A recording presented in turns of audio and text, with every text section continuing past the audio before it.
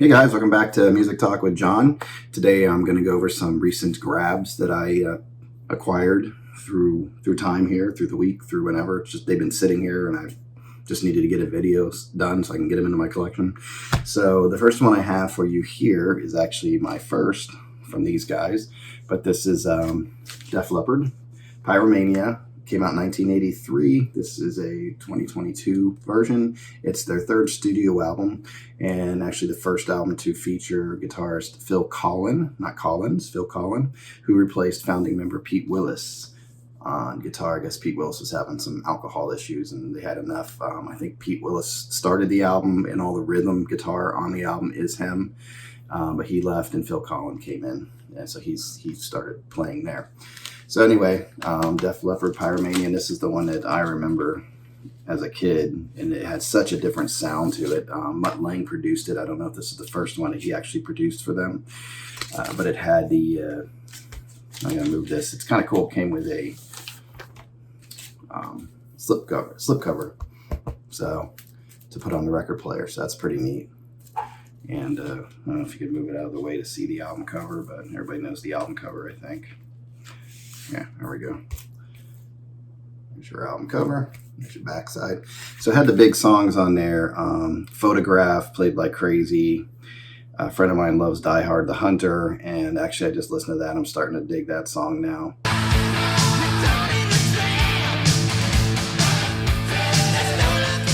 Yeah, Foolin' and Rock of Ages. Just three big hits off of here, but the whole album's solid. I don't feel like there's any filler on it, so I enjoy this one very much.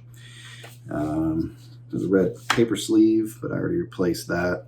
And like I said, this is just cool.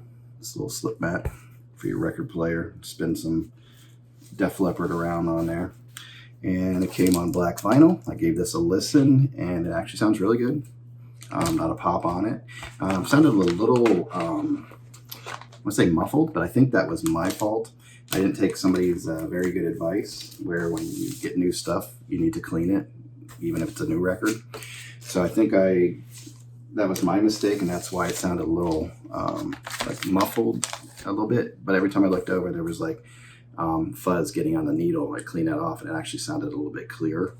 So I think it was just from being in a paper sleeve and it had, the static, and then you had paper and things like that on it, and it collected on the needle. And once the needle collects all of that paper or dust or whatever that's on there, then it starts muffling the sound. So I think that's why this suffered a little bit. But other than that, I think it sounds fine. There wasn't really a true pop on it, and there wasn't any skips or anything. But I think the muffled sound came from me not cleaning the record. So clean your new records. Everything. If you buy something, doesn't matter, old, new, if you're opening it up for the first time, whatever, clean it. The next one I have here is, this is Duke. And this is by Genesis, and this was their 10th album. The album came out, it was following a period of inactivity with the band in 1979.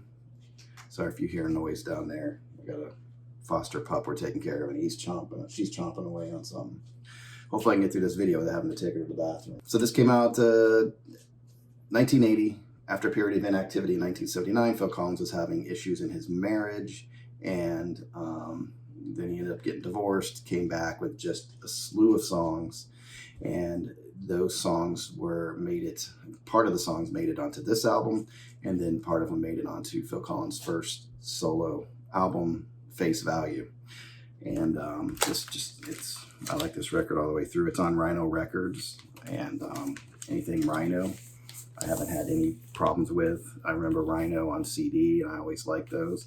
And this is on 180 gram white vinyl, and I kept it in here because it has a nice poly protective sleeve, and you can see the nice white vinyl right there. Thought this would kind of do something cool on the when it was turning, but it didn't. But it was a little dude there. I guess that's Duke. And I guess this is a concept album, and haven't really figured it all out yet. There are instrumental pieces on here.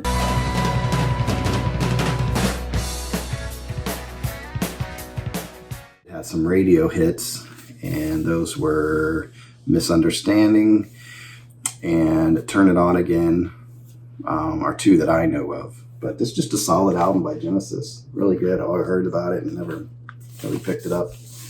The inside has the gatefold, and you have your lyrics on there. And then there's your backside. Anytime there's little hype stickers, I've gotten a habit now. Used to throw them out, but I keep them now. And I just throw them right here on my sleeve. So I have that. Yeah, my little hype stickers just chill out. So anyway, then we have, this is a band I just came across. And they are called GA20. Trying to figure out what GA20 is. I'm not sure. Just watching a dog down there. Got a new carpet. Don't want to pee on my new floor. You know what I mean? So GA20. It's really shiny. And the album's called Crackdown. This is like a nice blues. It's like a traditional blues revival. This is their third full-length release. I think they had some EPs before this. And it's on Coal Mine Records. And Coal Mine is really doing a good job with some new artists. They have the Black Pumas, Delvin Lamar Organ Trio, which I brought up before. So bands like that. So we got a whining dog here. So very cool sound, retro sound. Yep, we're gonna have to take a break. Okay, so I'm back, and I have her.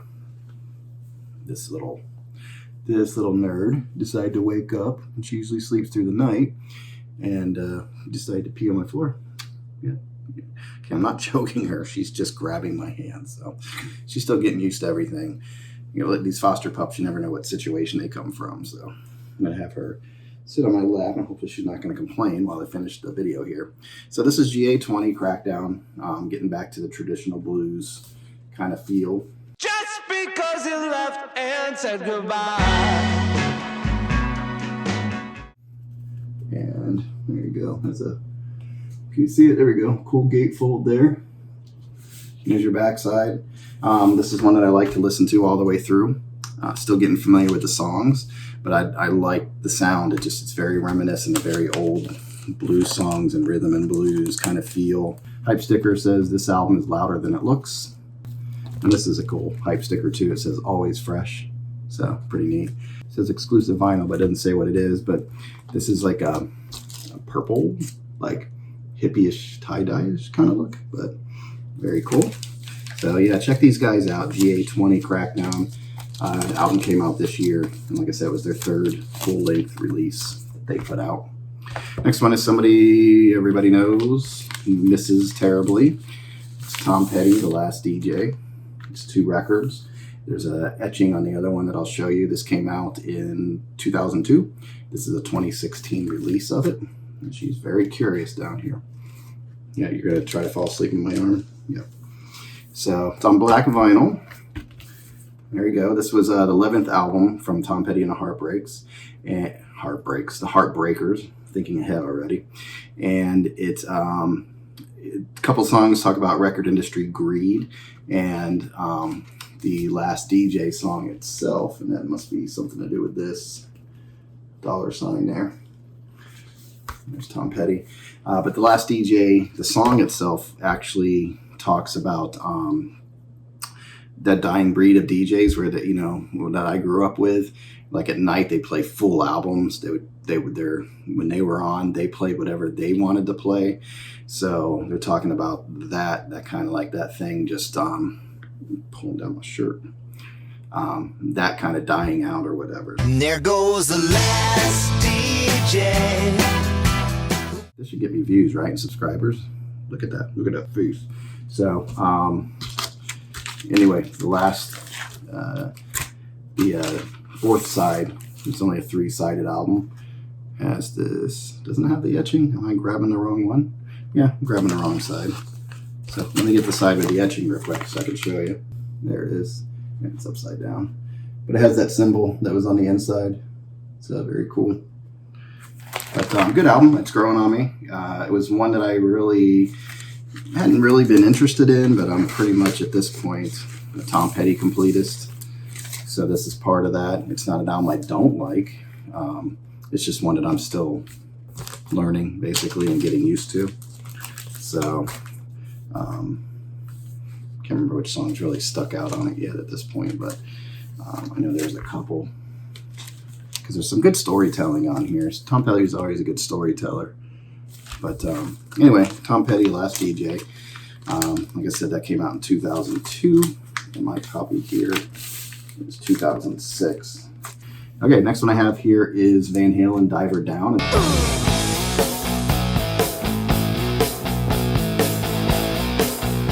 This was a different take of an album for them. This was their fifth album. I think it was right before 1984, the big album.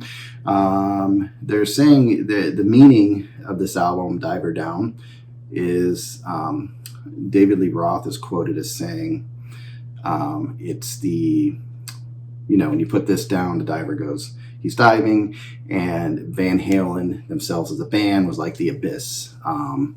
They were, what you see of the band is not immediately apparent to your eyes, and what's going on beneath, there's something more going on beneath the surface of the band. So that's David Lee Roth's deep meaning of Diver Down and why they chose it. And somebody else related to the band, I forgot how, but somebody in the band put in their book that basically it was had a different meaning. If you say it differently, it takes a different context, which is more of a sexual context, which is dive her down. So who knows? But this copy is on black vinyl, and it doesn't have any pops. And there was what was it? Because I always thought this was a completely cover album, but it wasn't. But 5 of the 12 songs on here were covers, and they did have some hits on here. I always liked Happy Trails, still do. It's a guilty pleasure. I'm whining over here. Oh, Pretty Woman's on here. I liked all this. Yeah, Dancing in the Street. The where's it? Big Bad Bill of Sweet William Now. It just shows you that that type of music that David Lee Roth was into when he went solo, and he did like just a gigolo and things like that, and this kind of fits right in with that. So I like it. I think it works. The album rocks, and it's not afraid to go to different places, and maybe that's what they're talking about. We're gonna go do different things with this band. And it came with a cool backstage pass deal. Gotta have your gimmicks. So cool little backstage pass. Album plays fine, doesn't have any pops like the first Van Halen album that I got. There's your sleeve. I took it out of here because it's paper. But just all around good album. I think I have most of the Van Halen with David Lee Roth at this point. The Sammy Hagar stuff hasn't really been reissued that I've seen, and it's very expensive. So I'll just wait. I don't know if those are really great albums anyway. I'm slowly turning my opinion of being more of a Van Hagar guy into being a Van Lee Roth guy. I don't know. But I didn't really take David Lee Roth seriously in the beginning, but now I see how he worked. They were a party band. I see how he worked for the band now.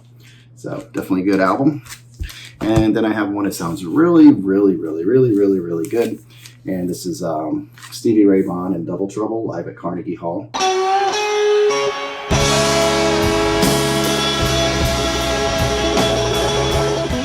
It was like a benefit concert, I guess, for the hall.